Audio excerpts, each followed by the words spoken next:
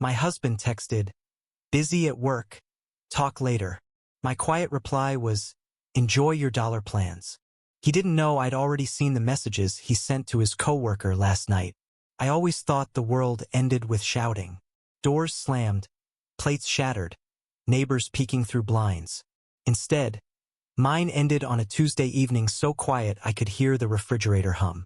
I was standing in the doorway, holding a grocery bag with one hand and the unraveling remains of my relationship with the other. 2 hours earlier, I'd been a man planning dinner. Now I was a man reading the message that detonated my life. "We need to talk. Tonight." Just 6 words. No emoji. No punctuation. The textual equivalent of gunpowder. I didn't rush. Didn't panic. Just walked inside, set the groceries down, and waited because deep down, maybe for months, I'd known this conversation was coming. You can feel when a wall is about to crack. The vibration gets into your bones. When she finally walked through the door, eyes too calm for what she was about to say, I realized the strangest truth of all. I wasn't afraid of losing her.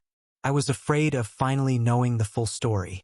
My husband, Michael, texted, "Swamped at work. Talk later." I replied, just as calmly as he lied, "Enjoy your dollar plans." He had no idea I'd already seen the messages he sent to his coworker Laura last night. After he fell asleep with his phone in his hand, and the screen lit up right into my doubts. I told myself not to jump to conclusions.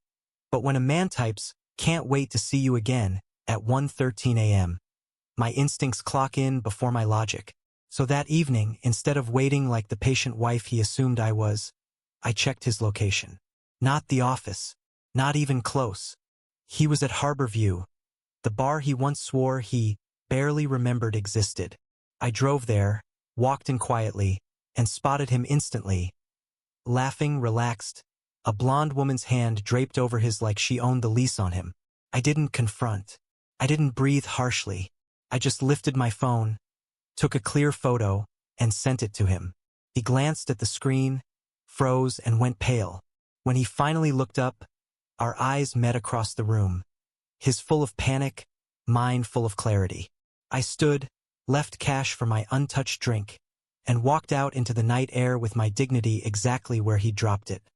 In my own hands. I didn't sleep that night. Not because I was broken, that part hadn't hit yet, but because everything suddenly made sense. Like when you finally find the missing corner piece of a puzzle and realize the picture was never what you imagined. Michael and I had been together 6 years. Stable. Predictable. He used to call our marriage boringly safe. And I always wondered why he said it like it was an insult instead of a privilege. We weren't the couple that screamed or slammed doors. We were the couple that scheduled dentist appointments together and bought matching suitcases.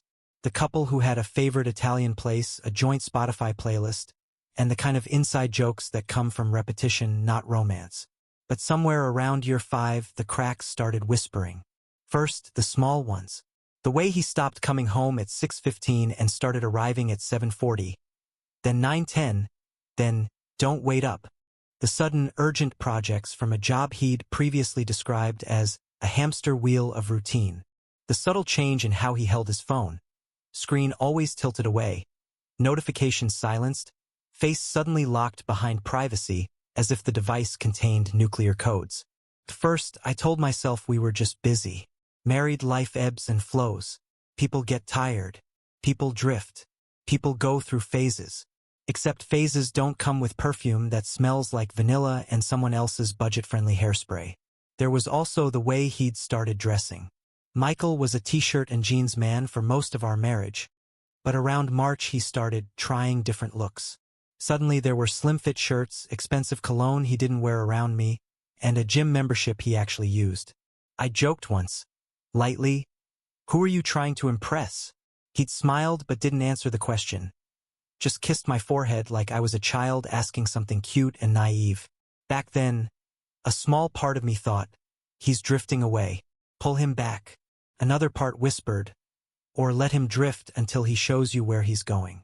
Then came the nights when he'd sit on the couch, phone screen practically glowing, his face shifting between smiles and smirks and thoughtful pauses. Not once did he show me a meme or a TikTok or anything. But whenever I entered the room, He'd lower the phone like someone hiding a scratch card at a gas station. "Who are you texting?" I asked once casually. "Work. At 11 p.m.? Client crisis." He said it like someone reciting lines from a script he didn't bother rehearsing. But the real crack, the one that split everything down the middle, was emotional. Michael stopped noticing me. Not in the dramatic movie way, but in the subtle, exhausting, real-life way. The kind where he'd ask about my day while scrolling through emails, where he nodded through conversations he wasn't listening to, where he forgot things he never used to forget. My birthday dinner, our anniversary reservation, the fact that my job interview had been that morning. And I wasn't perfect either. I started pulling back. Started wrapping parts of myself he no longer cared about in quiet, protective layers. Because when someone doesn't value the things you offer, you stop offering them. The night before Harborview, he'd fallen asleep on the couch mid-sentence, phone slipping from his hand. And there it was, Laura. Her messages were not explicit, but flirtation doesn't need neon signs. It lives in tone, in timing, in the way people type haha when they're trying to soften boundaries. In the way she wrote, "You always make me laugh," followed by a winking emoji the color of cheap betrayal. My husband replied with, "Can't wait to unwind after this week. You always get me." Get him? I'd lived with him for 6 years. I'd seen the version of him that left dishes in the sink and yelled at printers and forgot where he put his wallet. If this woman thought she got him, she was getting the polished showroom version he preferred to display. So I didn't scream. I didn't panic. I didn't throw his phone at the wall. I just watched, observed, collected the little truths he was scattering like breadcrumbs. Which brings us back to earlier tonight, changing the alarm password, locking him out of the joint account, and waiting for his key to fail like his excuses. When he finally came home, knocking like a man begging entry into a life he'd already stepped out of, he had the audacity to open with, "It was just a client dinner. Work stuff." He still smelled like the other woman's perfume. Light, floral, inseparable from the lie. I handed him the screenshots and the bar photo like a doctor presenting x-rays. "You call that work?" Frozen. Then came the familiar male ego sequence. Denial, justification, performative guilt, diluted confession. "Okay, yes, it happened a few times, but it's not serious." A few times. 6 years of marriage reduced to a mathematical error.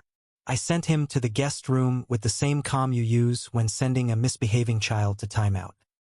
He yelled that I was ruining everything. "No, Michael, you shattered it. I'm just sweeping the floor so I don't cut my feet when I walk away." The morning after Harborview, I woke up with that strange clarity that comes after a storm, the kind where everything is damaged, but at least you can finally see the debris.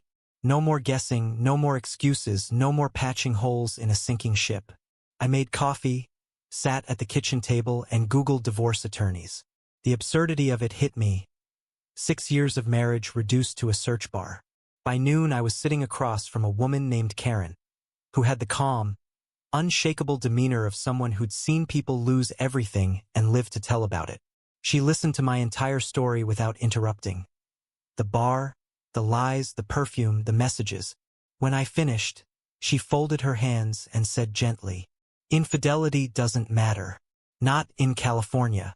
Here, everything gets split 50-50. Regardless of fault." Shouldn't have stunned me. California is known for that.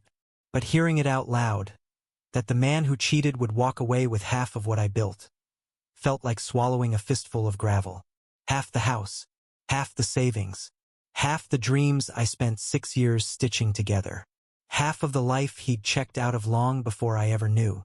As I left her office, the sun felt too bright, too cheerful for the legal guillotine hanging over my head. When Michael came home that night and I told him what the lawyer said, he didn't even pretend to feel remorse. He smirked, that smug, careless grin I'd seen him use on waiters and customer service reps. "See? Guess you're out of luck. Law's on my side. Not our side. Not fairness. Not even decency. Just a quiet victory lap over my pain." That smirk was worse than the affair. At least the affair came with the decency of being hidden. This was open disrespect, served cold. A week later, Exactly 7 days after the Harborview incident, he posted a photo with Laura. Not a discreet one. Not a soft launch story. A full Facebook post. Her leaning into him, his hand on her waist. Both of them smiling like they'd won something. Caption: Hashtag work hard, play hard. The comments made my phone vibrate like a mockingbird. Such a cute couple. OMG, you two look amazing together. Finally. You deserve happiness. Every notification was a needle. Public humiliation hurts worse than betrayal. Betrayal is intimate, quiet. Humiliation is loud. A stadium of strangers cheering for your heartbreak. He knew what he was doing. He wanted me to see it. He wanted to parade her like a new car, as if cheating had made him glamorous. But I didn't react, didn't comment, didn't message anyone.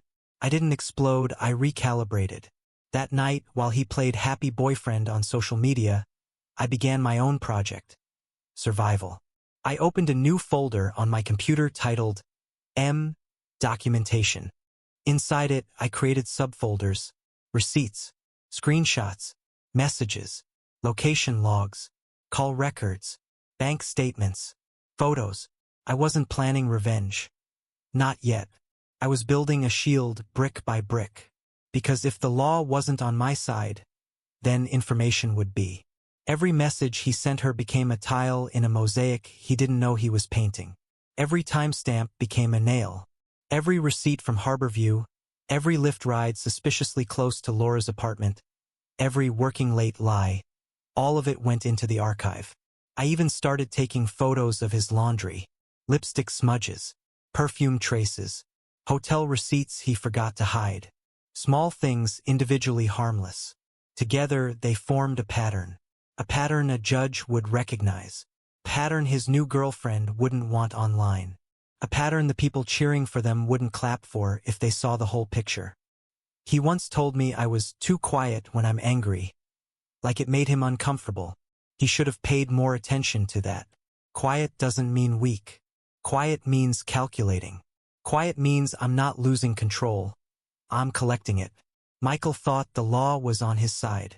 He hadn't realized that while he was posing for photos with Laura, hashtagging his own ego, I was already building the blueprint of his consequences. Every document became a brick in the wall I was building around my sanity. And eventually, a wall becomes a fortress. The court hearing felt less like a legal proceeding and more like watching two actors audition for a drama they didn't care to rehearse. The judge sat centered beneath the seal of California, bored in that particular way only long-term exposure to human pettiness can create. On the left, me, calm, collected, folder neatly organized. On the right, Michael, freshly groomed with a lawyer who charged by the eyebrow raise. His attorney, a thin man with the personality of a stapler, opened with a flourish of false concern. Your Honor, my client deeply regrets the collapse of this marriage. Unfortunately, Mrs. Carter, I'd kept his last name until the paperwork was final, has shown a pattern of emotional instability that contributed significantly to the marital breakdown. Emotional instability.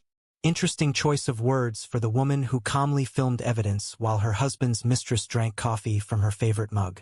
I didn't flinch, didn't blink, just watched him talk the same way I'd watched Michael lie for years, with a quiet familiarity. Mrs. Carter's controlling behavior, the lawyer continued, pushed Mr. Carter away, leaving him feeling isolated. His relationship with Ms. Reynolds began only after the emotional separation. Translation. He cheated, but she made him do it. Michael sat there, nodding solemnly like a man burdened with suffering. The performance was so polished he could have won a local theater award. Meanwhile, I wasn't allowed to laugh. I wanted to, I really did, but I settled for a faint smile that made his lawyer shift uncomfortably. When it was my turn, my attorney presented evidence so organized it could have qualified as a dissertation. Screenshots, receipts, location logs, time-stamped photos from Harborview, messages where he told Laura he wished he'd met her first. The judge's expression sharpened. Cold, unimpressed, tired of men who mistake self-pity for credibility. The hearing ended without fireworks. Temporary orders, another session scheduled, the usual legal slow burn. But the real spectacle happened outside. Michael was waiting on the courthouse steps with Laura. She dressed for impact. Tight dress, bright lipstick, blonde hair curled, like she was auditioning for the role of defendant's supportive girlfriend. He wrapped his arm around her, pulling her close. Then, in full view of reporters, lawyers, strangers, and me, he kissed her. Not a modest peck. A deliberate, cinematic, tongue-involved kiss designed to humiliate me. If his goal was to hurt me, he accomplished something else. He embarrassed himself so thoroughly that the courthouse security guards shared a look that said, "Wow, you'd think people would have some dignity left, even here." The next morning, I woke up to a notification from a local gossip page. Front page photo. Michael and Laura kissing passionately on the courthouse steps. Headline: San Diego businessman moves on new romance during divorce proceedings. The comments were a buffet of ignorance. Good for him. His ex was crazy anyway. That wife must be so jealous. Finally found someone who appreciates him. Jealous wife. Amazing how people can write entire narratives using nothing but assumptions and their own insecurities. Then came the message from my coworker. "Are you okay? You're trending." Public humiliation is a special kind of sting. It's betrayal with an audience. That evening, after an exhausting day of trying to work while the internet debated my existence, I went home. And as I stepped into the living room, I noticed something off. A scent. Subtle but unmistakable. Vanilla and cheap floral undertones. Her perfume. At first I thought I imagined it. But then I saw it on the coffee table, a scarf. Cream-colored, delicate, smelling unmistakably like her. And next to it, a coffee mug with red lipstick smeared on the rim. A mug from my kitchen cabinet. And on the hallway console, her bracelet. A thin gold piece she'd worn in the courthouse photos. He'd brought her into our home. Into the space I once cleaned, decorated, and built with my own hands. Into the life he'd insisted he wanted to keep, civil and respectful during the divorce. I didn't scream, didn't cry, didn't tear the place apart.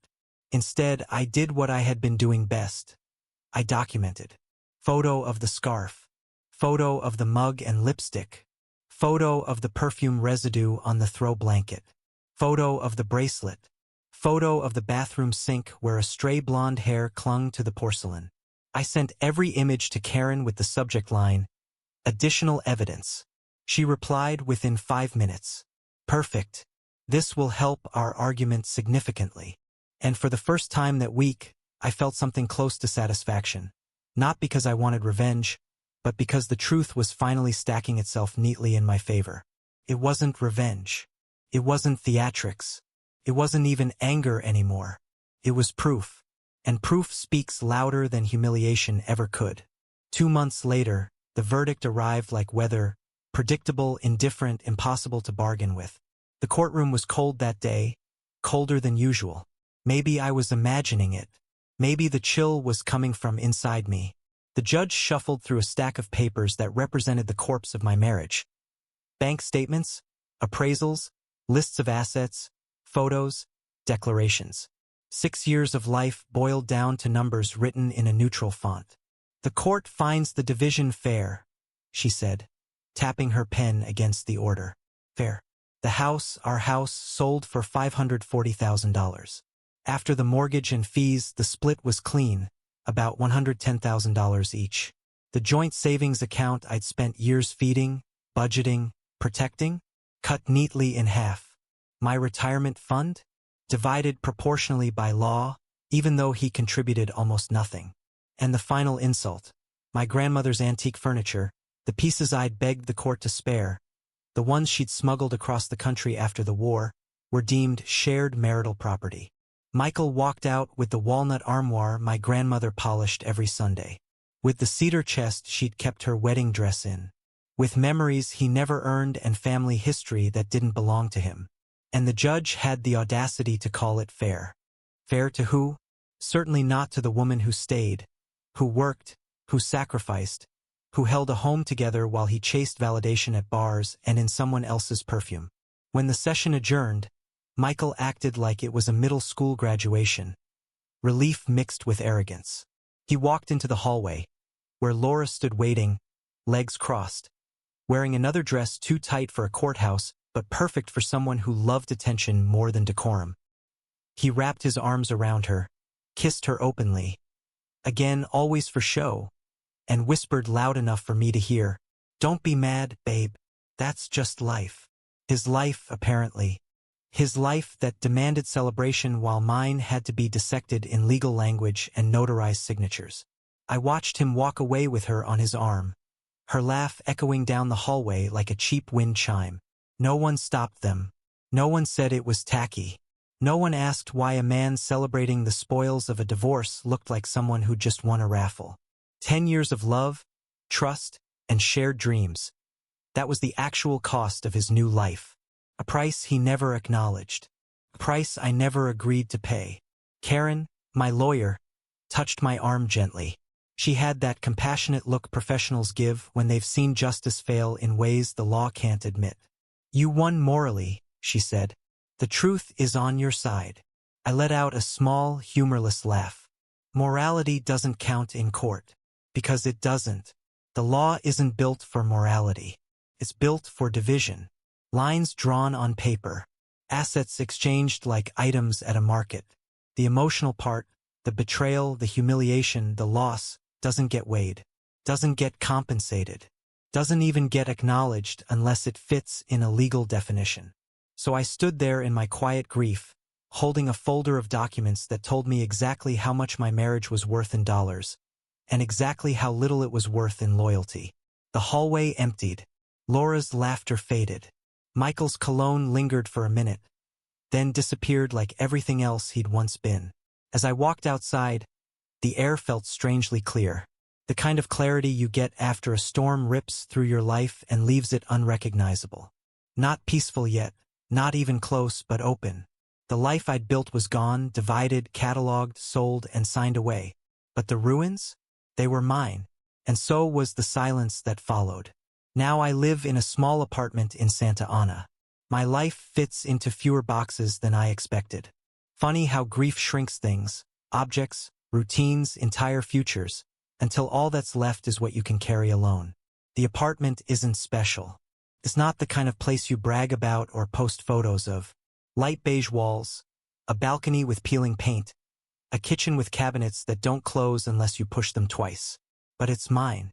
Every inch of it. No shared accounts. No divided assets. No lingering scent of someone else's betrayal. I wake up early now. Not because I'm trying to be productive, because the silence in this place is so total it becomes its own alarm clock. I make coffee, sit by the window, and watch people heading to work, couples walking dogs, teenagers rushing for the bus. Life goes on, indifferent to my story. And strangely, that helps. I go to work. I pay bills. I buy groceries. I water my plants, the ones he always forgot existed. And I'm learning to sleep without the soft echo of his footsteps or the faint creak of the hallway floorboards. At first, the quiet felt like a missing limb. Now it feels like a blanket. Sometimes friends text, "Did he remarry?" They always ask it like gossip, like a cliffhanger in a show they're following. Yes. 3 months after the divorce, he married Laura. The woman who helped him end our marriage now wears the ring that was once on my hand. They post honeymoon photos from Mexico. Beaches, margaritas, sunsets with captions like, "Sometimes life gives you exactly who you need," and "New beginnings." The comments are full of digital confetti. "So happy for you too. You deserve this. Power couple." I don't block them. Not because I want to torture myself, because I need the reminder. The reminder of exactly what I walked away from. The reminder that people who betray you don't magically become better partners for the next person. They just find someone who doesn't know the full story yet. Sometimes I wonder if I should have stayed blind. If I should have ignored the way he angled his phone. If I should have brushed off the late nights, the perfume, the sudden gym obsession. Ignorance is warm, after all. Heavy but warm. But then I remember that moment in the bar. The way he laughed with her. The way her hand rested on his like she had already claimed him. The way he looked up and saw me standing there, camera in hand, and the color drained from his face. That image is burned into me. It hurts. Cleans. Truth always does both. People talk about healing like it's a tidy process, stages, steps, closure. But healing is just a series of small, stubborn decisions. Decisions to keep going when your life has been split, prorated, appraised, and handed back to you in a manila envelope. What I learned, the thing no lawyer tells you, is this: the law protects property.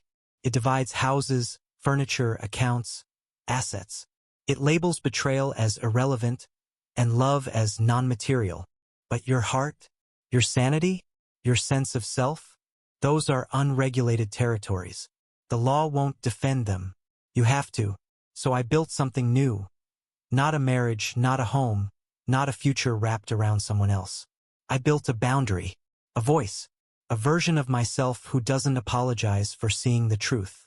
And at night, when I lock my door and hear nothing but my own breathing, I remind myself, losing him didn't break me.